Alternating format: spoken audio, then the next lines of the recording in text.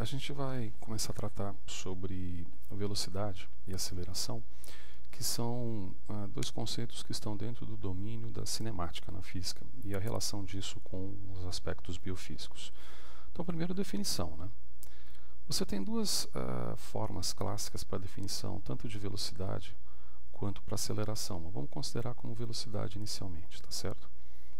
A velocidade, ela pode ser considerada como uma velocidade média, ou ela pode ser considerada como uma velocidade instantânea, ok? Velocidade instantânea.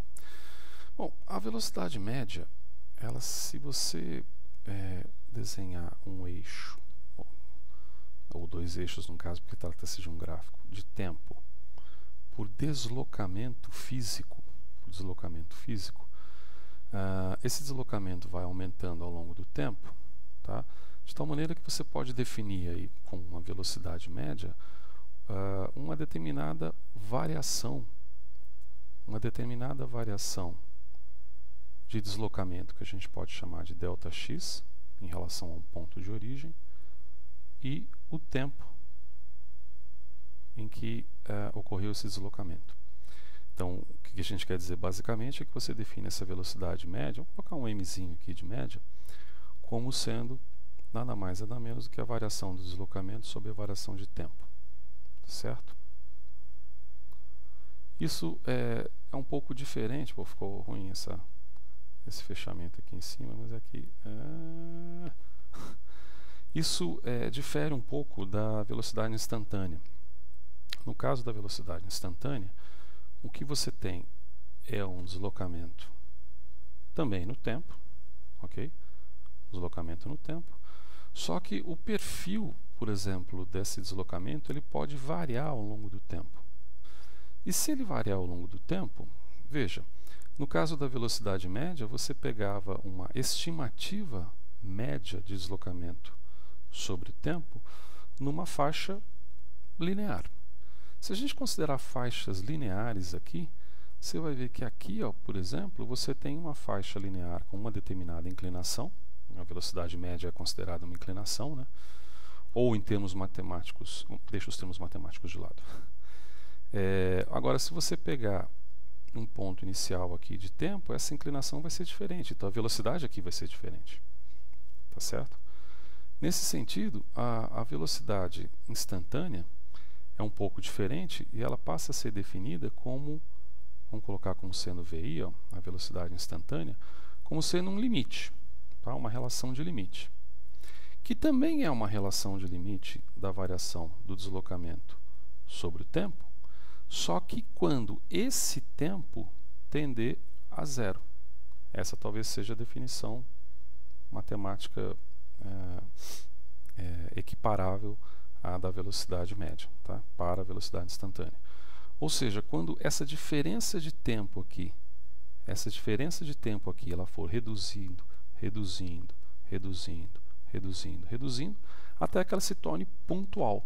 Quando ela se tornar pontual, você tem uma velocidade instantânea, certo?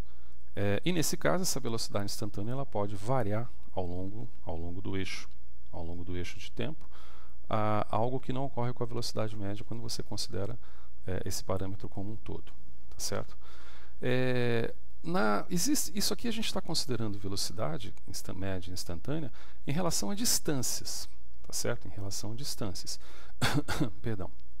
Mas você pode considerar, existem exemplos biofísicos para isso, biológicos, nos quais não é propriamente a distância que está envolvido.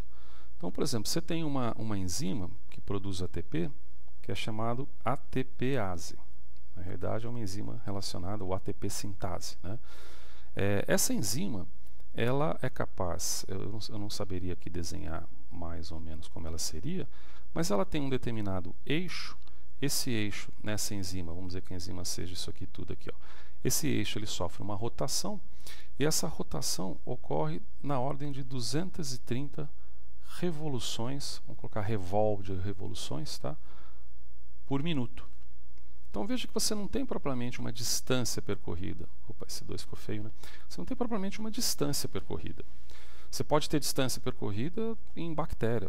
Uma bactéria com flagelo, ela pode se mover em média algo em torno de 600 micrômetros por minuto, certo? Lembrando que micrômetro tem uma relação. Micrômetro é a milionésima parte do metro, né? Inclusive tem uma relação interessante que você pode colocar, por exemplo, um nanômetro. O que representa um nanômetro? Tá? Um nanômetro representa 10 angstroms. Lembra dessa unidade também? Representam 10 angstroms. E um nanômetro representa 10 a menos 9 metros, que por sua vez também pode ser equiparado com 10 a menos 7 centímetros. Tá? Então esse tipo de correspondência é interessante para quantidades pequenas. Opa, onde é que está aqui? Tá? Para quantidades pequenas. Essas relações são importantes.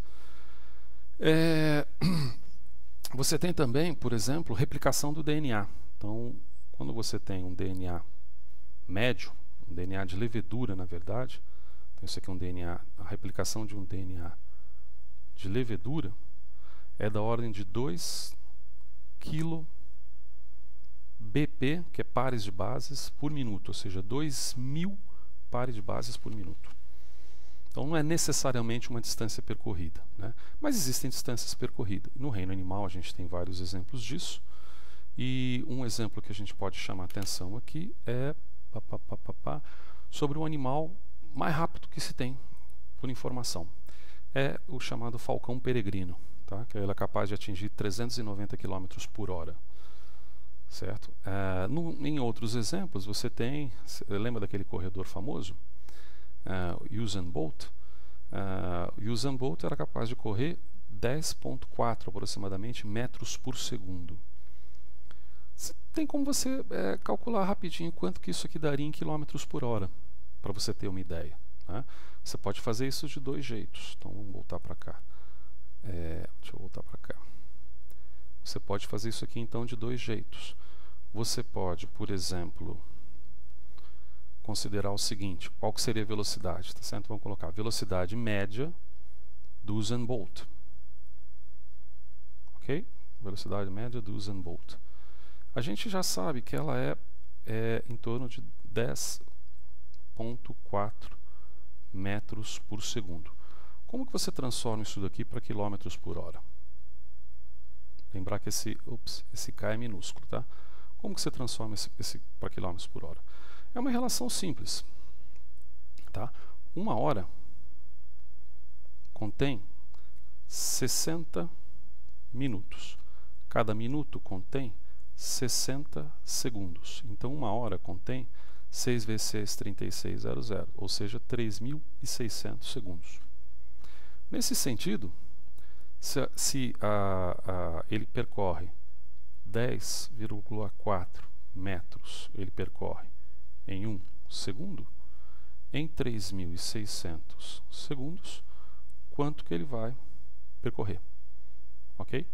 Ou seja, basicamente é você pegar 10,4 e multiplicar por 3.600. Então isso aqui vai ser 10,4 vezes 3.600. Deixa eu puxar, eu tenho a calculadora aqui do lado, mas posso puxar a calculadorazinha que está aqui também. Então eu tenho lá 10,4 e multiplico por 3.600. Cadê o sinal de vezesinhos? Está aqui. Ou seja, eu tenho 3.000. Opa, cadê minha calculadora que sumiu? Eu tenho 37.440. Então 37.440 metros por hora. Ora, você sabe que 1 km é 1.000 metros. Então isso aqui vai dar aproximadamente 37 km por hora.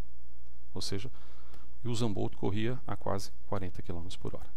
Então essa é uma informação interessante. Uma comparação desse corredor com outros animais pode ser colocado nesse outro quadro aqui, ó.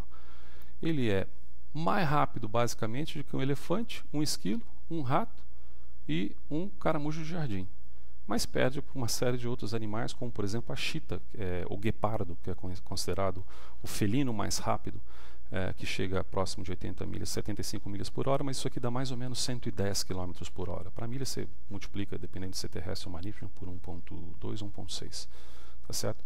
Mas só o que importa são essas comparações. E existe também num outro domínio, que é um domínio da aviação, uma relação de velocidade que é bem curiosa também, tá certo? Essa relação de velocidade diz respeito... Opa, está tudo preenchido o meu quadro aqui, vou preencher aqui em cima. Não ficou muito organizado preencher aqui em cima, né? Depois eu vou tentar melhorar. Que é o chamado número de Mach. Tá? Não sei se você já ouviu falar disso. Quando você tem assim... aquele avião supersônico vai a 2.3 Mach. Ou então em desenho animado às vezes aparece isso também. O número de Mach nada mais é do que uma razão entre a velocidade do objeto